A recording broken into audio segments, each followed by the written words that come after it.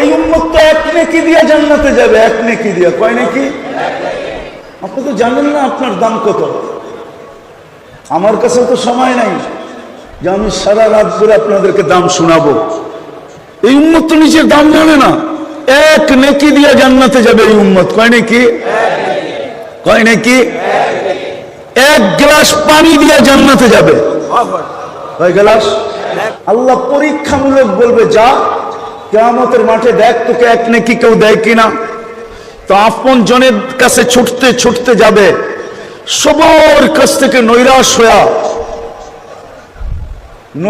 হয়ে যখন ফিরবে, এই বিশ্বাস নিয়ে যে আমার জন্য দুচোখ অবধারিত, অপরিচিত একজন দূর থেকে ডাকবে দিঘায়। কাছে যাওয়ার পরে বলবে, তোমার চেহারার এই দুরবস্থা কেন? আপন জনের কাছে বললাম, কোনো কাজ হলো না, তোমাকে তো চিনি না। বইলা তো দেখতে পারিস। তো রাগ হয়ে বলবে, একটা নেকি লাগবে, একটা নেকি।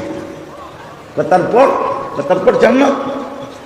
তো জ্যাবের থেকে এক নেকি বাড়ি করবে আর বলবে, এক নেকির জন্য চেহারার এই অবস্থা, ল এক নেকি বাগেন থেকে।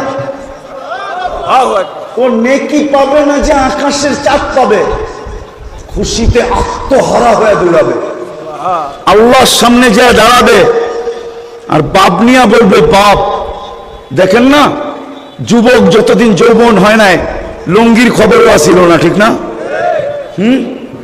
সত্য তো না ভুল? হ্যাঁ, লুঙ্গি কান্দে না, মাথায় না, পরনে। ঘুমে গেলে ঘুমের থেকে যখন উঠতো তো মা হাসতো আর বলতো, তুমি কোথায়, লুঙ্গি কোথায়?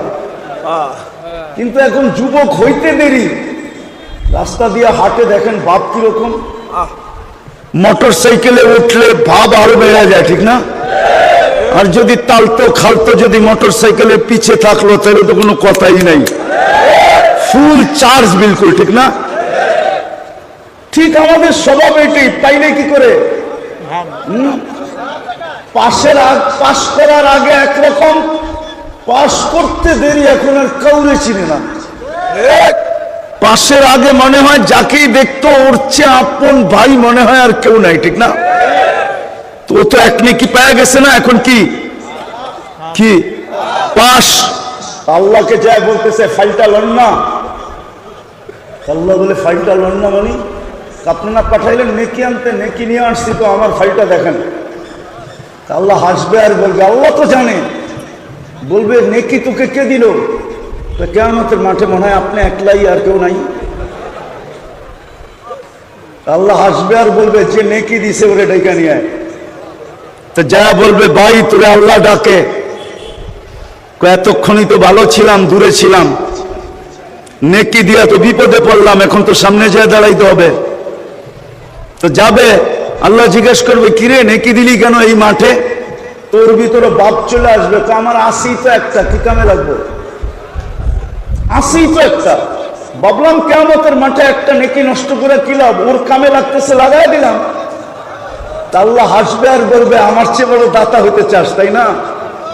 তো যে পাশ হয়ে গেছে, আল্লাহ ওকে বলবে, খোঁজ বিয়া দিয়া আখি কাওয়াদুখুলিল জান্নাহ, দুইজনের হাত ধরার জান্নাতে চল, আমার চেয়ে বড় দাতা আমি কাউকে হইতে দিব না। যদি এক নেকি দিয়ে জান্নাতে যেতে পারে, তো আপনার কাছে তো 120টা আছে। আপনি মুহাম্মদুর রাসূলুল্লাহ বলবেন না, তো বলবেন না কেন? কি বলবেন আজকের থেকে?